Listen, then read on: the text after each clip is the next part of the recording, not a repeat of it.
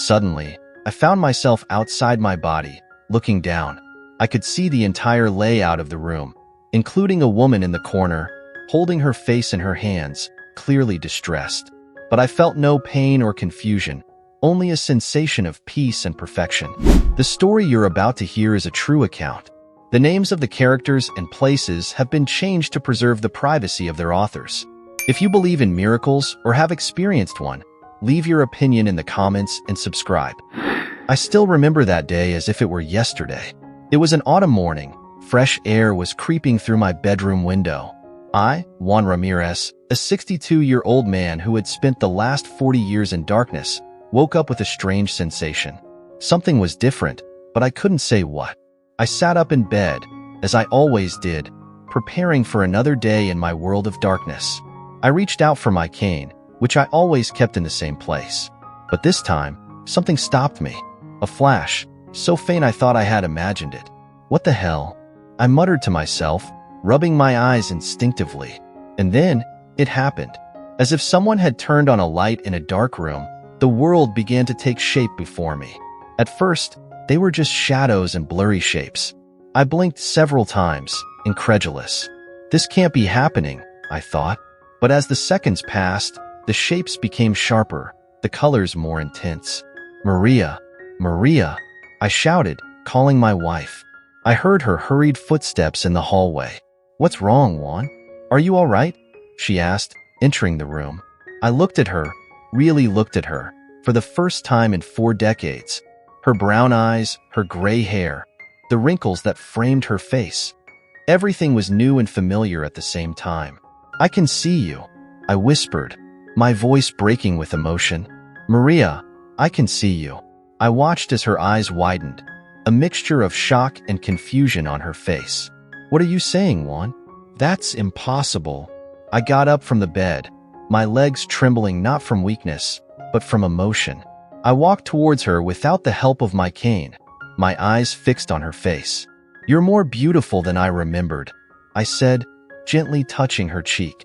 Maria began to cry, a mixture of laughter and sobs. This can't be happening. How is this possible? I don't know, I replied, looking around, absorbing every detail of the room that I had known only through touch for so long. But it's real. I can see, Maria. I can see everything. We hugged, crying and laughing at the same time. It was a moment of pure joy, but also of confusion and fear. How was this possible? How long would it last? What did all this mean? At that moment, I had no answers. I only knew that, after 40 years of darkness, the world had lit up again. And I was determined to make the most of every second of this new vision, no matter what the future might hold. The following days were an emotional roller coaster. After that first moment of amazement and joy, the reality of my situation began to sink in, bringing with it a mixture of euphoria and bewilderment. The first challenge was leaving the house. Maria insisted we go to the hospital immediately, but I wanted a moment to process everything. Wait, my love, I told her. I need to see our home first. I walked through the house as if it were the first time, because in a way, it was. Every object, every corner, was a new experience. I stopped in front of the hallway mirror, contemplating my reflection. The man looking back at me was a stranger. Gray hair, deep wrinkles, tired but bright eyes. Wow, I muttered. I really got old. Maria let out a nervous giggle. You're still the most handsome man I know, she said, squeezing my hand. Finally, I agreed to go to the hospital. The car ride was overwhelming. The streets of Mexico City, which I had only known through their sounds and smells, were now a kaleidoscope of colors and movement. The buildings rose imposingly, cars buzzed around us, and the people. There were so many people. Look, Maria, I exclaimed like a child, pointing to a huge advertisement.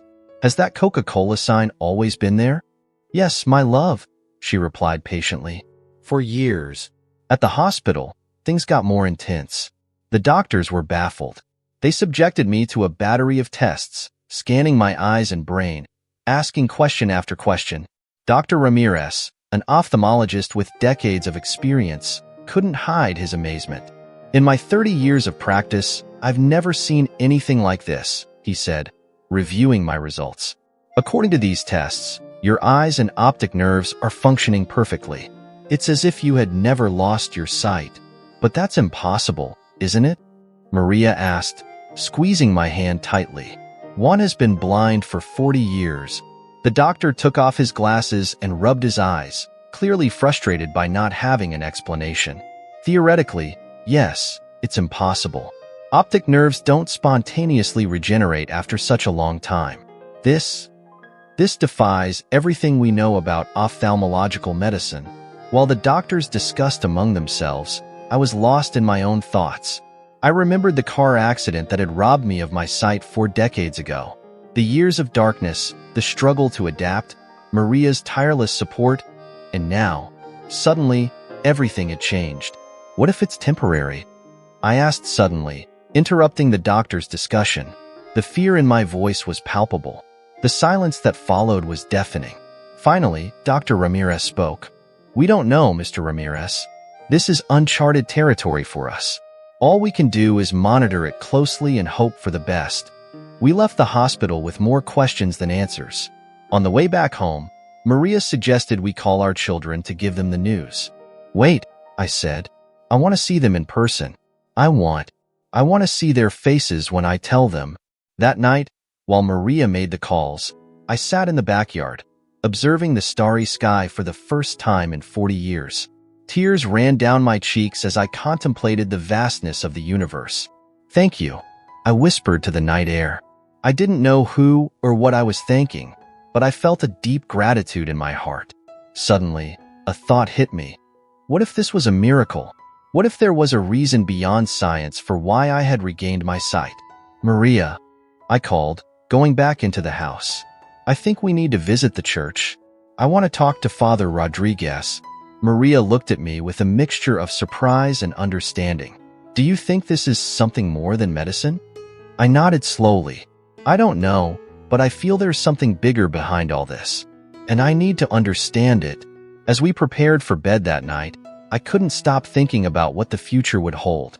The excitement of seeing my children, the uncertainty of whether my vision would last, the search for answers, everything mixed in my mind.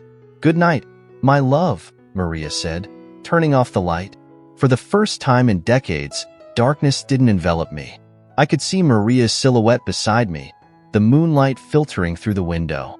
Good night, I replied, closing my eyes but knowing that when I opened them, the world would still be there, visible and wonderful. The next day dawned with a mixture of anticipation and nervousness. My children, Carlos and Sofia, would be coming to visit us. I hadn't seen them since they were children, and now they both had their own families. How do I look? I asked Maria while fixing myself in front of the mirror. She smiled, adjusting my shirt. You look very handsome as always. The doorbell rang and I felt my heart racing. Maria went to open the door while I stayed in the living room, anxious. Dad. Sofia's voice filled the room. I saw her enter, a beautiful woman of about 35, with her mother's dark hair and my eyes. Behind her, a tall man who I assumed was her husband, Miguel, and 2 small children. Hello, my little girl, I said, my voice breaking with emotion. Sofia stopped in her tracks, her eyes widening. Dad, can you? She couldn't finish the sentence. I nodded, tears running down my cheeks. Yes, my love, I can see you. You're as beautiful as your mother. Sofia let out a choked cry and ran to me, hugging me tightly. My God, Dad, how is this possible? Before I could answer, Carlos entered the room. My son, now a 40-year-old man, stood frozen in the doorway. What's going on here? He asked, confused. I gently separated from Sofia and approached Carlos. Son, I said, looking directly into his eyes, something incredible has happened. I can see. The room filled with exclamations of amazement, questions, and tears. The next few minutes were a whirlwind of hugs, broken explanations, and more tears. But how? Asked Carlos, still incredulous. The doctors said it was irreversible. I told them about the morning I woke up with my sight restored, the hospital visit, and the doctor's perplexity. And they have no explanation? Asked Miguel, Sophia's husband. I shook my head. Nothing concrete. For them, it's a medical mystery. What if it's a miracle, Dad? Suggested Sophia, always the most spiritual of the family. That's what I want to find out, I replied. In fact, I was thinking of going to talk to Father Rodriguez today. Carlos frowned.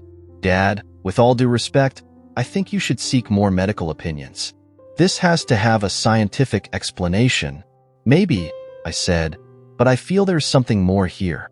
Something that science can't explain. The discussion continued during lunch.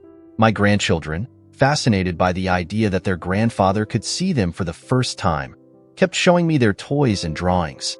Grandpa, can you see my dinosaur? Asked Mateo, Sophia's son, holding a plastic toy in front of my face.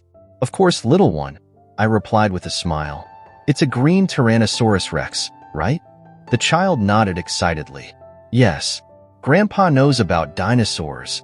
After lunch, while Maria and Sophia cleaned the kitchen, Carlos took me aside. Dad, he said quietly, I understand that you want to believe this is a miracle, but I gently interrupted him. Son, I know you're a man of science, and I respect that, but I also know what I feel. This morning, when I woke up and could see your mother's face after 40 years, I felt something more than a physical change. I felt a presence. Carlos looked at me, clearly struggling between his skepticism and his desire to understand. All right, Dad, I'll go with you to see Father Rodriguez. I want to understand this as much as you do. That afternoon, Carlos and I went to the church. Father Rodriguez, an elderly man who had been our parish priest for decades, received us with surprise. Juan, Carlos, what a surprise to see you here on a weekday, he said, then stopped, staring at me. Juan, can you? I nodded, smiling. Yes, Father. I can see. The priest crossed himself, murmuring a prayer. My God, it's a miracle. I told him the whole story, from waking up to the hospital visit. Father Rodriguez listened attentively, nodding occasionally. Juan, he said finally, in my years as a priest, I've heard stories of miracles, but I've never witnessed one so tangible. Have you thought about why God has granted you this gift? That question hit me hard. No, Father. I've been so overwhelmed that I haven't thought about why. The priest smiled kindly. Perhaps that's your next step, Juan, to reflect on the purpose of this miracle. God doesn't do these things without reason. We left the church with more questions than answers, but with a sense of peace I hadn't felt before. What now, Dad? Asked Carlos as we walked back home. I looked at the sky, marveling at the colors of the sunset. Now, son, we're going to discover why God has given me this second chance to see the world. And I'm going to make the most of every second of it. The following days were a mixture of joy and deep reflection. Every morning, when I opened my eyes, I felt a wave of gratitude at seeing the world around me. But Father Rodriguez's words echoed in my mind.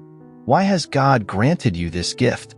One morning, while having breakfast with Maria, I shared my thoughts. My love, I said, stirring my coffee, what if there's something I should do? What if this vision has a greater purpose? Maria looked at me tenderly. Juan, you've always been a man of faith. If you feel there's a purpose, you should follow your heart. I decided to begin my search by visiting places I hadn't seen in decades. The first destination was the Zocalo, the heart of Mexico City. When I arrived, I was left breathless. The grandeur of the Metropolitan Cathedral, the waving of the flag in the center of the plaza, the bustle of people. Everything was overwhelming and beautiful. Wow, how amazing! I exclaimed, turning slowly to absorb every detail. As I walked through the plaza, I noticed a group of tourists listening to a guide. I approached, curious. And here, friends, you can see the fusion of cultures that defines Mexico, the guide explained. The cathedral built on the ruins of the Aztec Templo Mayor. I listened, fascinated, realizing how much the narrative about our history had changed in recent decades. Suddenly, I had an idea. Excuse me, I interrupted the guide. May I share something with the group? The guide, surprised, nodded. You see, I began, 40 years ago. I lost my sight in an accident. And a few days ago, by some miracle, I regained it. I'm seeing this plaza, this cathedral, for the first time in decades. And let me tell you, it's more beautiful than I remembered. The group fell silent, some with tears in their eyes. What I want to tell you, I continued, is that sometimes we don't value what we have until we lose it. Every detail, every color, every face, everything is a gift. Don't take it for granted. When I finished, the group burst into applause. Several people came up to hug me and ask questions. The guide, visibly moved, thanked me for sharing my story. That night, while telling Maria about my day, I felt that something had changed within me. I think I found my purpose, my love, I said excitedly. I want to share my story, help people see the world with new eyes, just as I am doing. Maria smiled, but I noticed a shadow of concern in her eyes. Juan, that sounds wonderful, but don't you think we should be cautious? We still don't know if this is permanent. Her words hit me like a bucket of cold water. In my enthusiasm, I had forgotten the uncertainty surrounding my condition. The following days were an emotional roller coaster. On one hand, I continued exploring the city and sharing my story with anyone who would listen. On the other, anxiety about the duration of my vision began to grow. One afternoon, while walking through Coyoacán, I felt a sharp pain in my eyes. My vision blurred for a few seconds, and panic invaded me. No, please no, I pleaded quietly, rubbing my eyes. After a few anxious moments, my vision cleared, but the fear persisted. That night, I told Maria about the incident. She insisted we return to the hospital. Dr. Ramirez received us with a mixture of fascination and concern. After a series of tests, he gave us his diagnosis. Mr. Ramirez, your condition remains a mystery to us, he began. The tests show that your eyes are functioning normally, but what, doctor? I pressed, feeling Maria squeeze my hand. But we cannot guarantee that this condition is permanent. The episode you experienced today could be a sign that your visual system is unstable. We left the hospital in silence, each lost in our thoughts. As we walked through the nearby park, Maria broke the silence. Juan, what are we going to do? I stopped, looking at the sunset painting the sky orange and pink. We're going to live, my love. I'm going to make the most of every moment I have with this vision, whether it's one more day or the rest of my life. But what about your idea of sharing your story? Isn't it too risky? I thought for a moment. No, I think it's more important than ever. If my time with vision is limited, I want every second to count. I want to inspire others to see the world as I'm seeing it now, as a precious and ephemeral gift. Maria hugged me tight. Okay, my love, I'll be with you every step of the way. That night, as I prepared for bed, I looked out the window at the illuminated city. I didn't know what tomorrow would bring, if I would wake up in light or darkness. But I was determined to face each day with gratitude and purpose, no matter what came. Thank you, I whispered to the night sky, for this second chance to see the beauty of the world. I promised not to waste it. As the weeks passed, my story began to spread like wildfire through the city. What started as casual conversations in the Zocalo became something much bigger. One day, I received an unexpected call. Mr. Ramirez, said a voice on the other end of the line. I'm Alejandra Vargas, from the local news. We'd like to interview you about your experience. I felt a mix of excitement and nervousness. Of course, I replied. It would be an honor. The interview was scheduled for the following week. Meanwhile, I continued exploring the city and sharing my story. One day, while walking through La Roma, I ran into a group of young street artists. Hey, sir, exclaimed one of them, a young man with blue-dyed hair. Do you like our mural? I looked at the wall, amazed by the explosion of colors and shapes. It's incredible, I said, excited. You know, a month ago, I couldn't see any of this. I told them my story, and to my surprise, they asked me to pose for a portrait. We want to capture that look of wonder, sir, explained a girl with piercings. It's inspiring. The day of the interview came faster than I expected. Maria accompanied me to the studio, squeezing my hand to give me courage.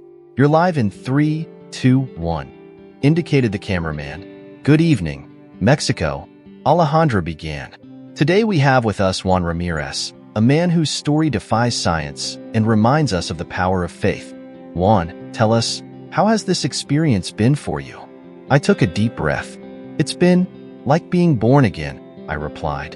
Imagine waking up one day and seeing colors you had forgotten, faces you only knew by touch. It's overwhelming and beautiful at the same time. The interview continued, and I shared details about my life before and after regaining my sight. I talked about the challenges, the moments of joy, and the uncertainty I still faced. Juan, Alejandra asked towards the end, what message would you give to our audience? I thought for a moment. I would tell them not to take anything for granted. Every sunrise, every loved one's face, every detail of the world around us is a miracle. And if they're going through difficult times, don't lose hope. Miracles exist. I am living proof of that. After the interview, my phone wouldn't stop ringing. Friends I hadn't seen in decades wanted to meet. Strangers called to share their own stories of hope and hardship. I felt overwhelmed, but also full of purpose. However, with attention came new challenges. One day, while shopping at the market, a man approached me with tears in his eyes. Don Juan, he said, I saw your interview. My daughter is losing her sight. Can you pray for her? Can you heal her like you healed yourself? I froze. I didn't heal myself, I stammered. It was a miracle, something I can't explain. The man left disappointed, and I was left with a weight in my heart. Was I giving people false hope? That night, I shared my concerns with Maria. What if I'm doing more harm than good? I asked. Maria hugged me. Juan, you're sharing a message of hope. That's never bad. But maybe you need to be clearer about what you don't know and what you can't do. I took her advice to heart. In my subsequent interviews and talks, I was careful to emphasize that my experience was unique and that I had no healing powers. Despite these challenges, I continued with my mission. I began visiting schools for the blind, sharing my story and offering support. During one of these visits, I met Lucia, a 12-year-old girl who had recently lost her sight.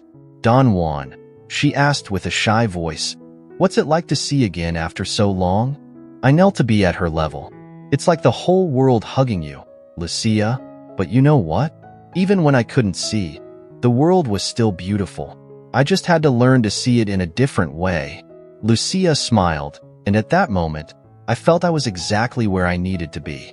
However, the uncertainty about my condition persisted. Every night, when I closed my eyes, I wondered if I would wake up in darkness the next day. But instead of paralyzing me, this fear drove me to make the most of every moment. One day, while walking through Chapultepec, I stopped in front of the lake. I watched the ducks swimming, families strolling, vendors offering their wares. I closed my eyes for a moment, remembering what my world was like in darkness. Then I opened them again, marveling at the explosion of colors and movement. Thank you, I whispered, whether to God, the universe, or life itself. Thank you for this gift, whether temporary or permanent. I promised not to waste a single instant.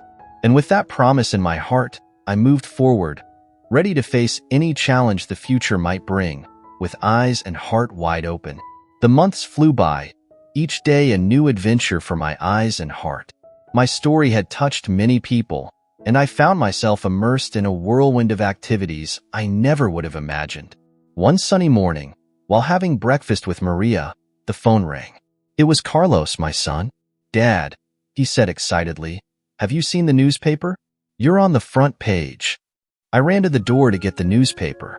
There it was, my photo taking up most of the front page with the headline, "The Man Who Saw Again." 1 year later, wow, I exclaimed. Who would have thought, Maria? Your old man, quite the celebrity. Maria laughed, shaking her head. Oh, Juan, don't let it go to your head.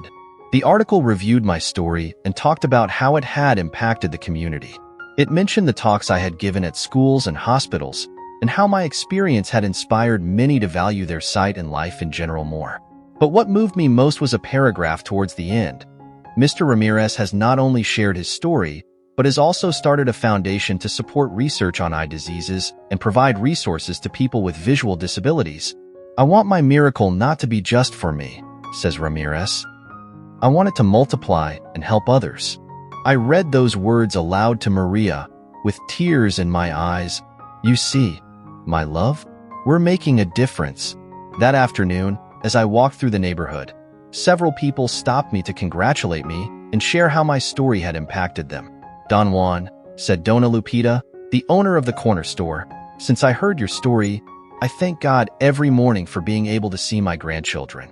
You taught us not to take anything for granted. Her words filled me with deep joy, but they also made me reflect. Had I changed too? Or was I still the same one as before? That night, sitting on the porch with Maria, I shared my thoughts. My love, I said, sometimes I wonder if I've changed. If I'm a better person now that I can see. Maria took my hand. Juan, you've always been a good man. But yes, you've changed. You have a new perspective, literally, and you've used it to help others. That has transformed you. I reflected on her words.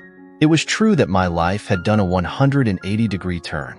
I was no longer just Juan the retiree, but Juan the inspirer, the storyteller, the one who reminded people of the beauty of the world. But with that new identity came new responsibilities and challenges. The foundation we had created required a lot of work and dedication. There were days when I felt overwhelmed, questioning whether I was living up to the expectations people had placed on me. One day, while giving a talk at a high school, a student raised his hand. Don Juan, he asked, aren't you afraid that one day you'll wake up and not be able to see again? The question caught me by surprise. It was something I thought about often, but rarely discussed in public. Look, young man, I replied after a moment, of course I'm afraid. Every night, when I close my eyes, there's a part of me that wonders if I'll open them again in the morning. But you know what? That fear makes me appreciate every moment even more. It reminds me that every day is a gift, whether we have sight or not. I saw how my words impacted not just the student, but the entire class. At that moment, I understood that my true legacy wasn't just sharing the joy of seeing, but also the wisdom I had gained during my years of blindness. As time passed, my routine settled. In the mornings, I worked at the foundation. In the afternoons, I gave talks or simply walked through the city, rediscovering places I hadn't seen in decades. And every night, before sleeping, I would look at Maria and thank God for another day of light and color. 1 year turned into 2, then 3. My sight remained, defying the doctor's expectations. But more important than my physical vision was the inner vision I had developed. On my 70th birthday, surrounded by family and friends, Carlos surprised me with a special gift. A book they had compiled with testimonials from people whose lives had been touched by my story. Dad, said Carlos, with tears in his eyes, maybe we don't know why you regained your sight, but we know the impact you've had. This is your legacy. I flipped through the book, overwhelmed by the stories of hope, of people who had found strength in my experience. I saw photos of children in schools for the blind who now had more resources thanks to our foundation. I read letters from people who had rediscovered the beauty in their everyday lives. That night, standing in front of the mirror, I looked at the man I had become. The wrinkles around my eyes told the story of laughter and tears, of wonder and gratitude. And in those eyes, which had once been blind, I saw a glimmer of wisdom and purpose. Juan, I said to myself, you have been blessed twice. First, with sight, and second, with the opportunity to use that gift to make the world a better place. And so, as the sun set over Mexico City, painting the sky with shades of orange and pink, I realized that my true miracle hadn't been regaining my sight. It had been learning to truly see, with heart and soul, the beauty and potential that exists in each of us. With that revelation, I prepared for the next chapter of my life, ready to continue sharing the light I had found, whatever path destiny had prepared for me.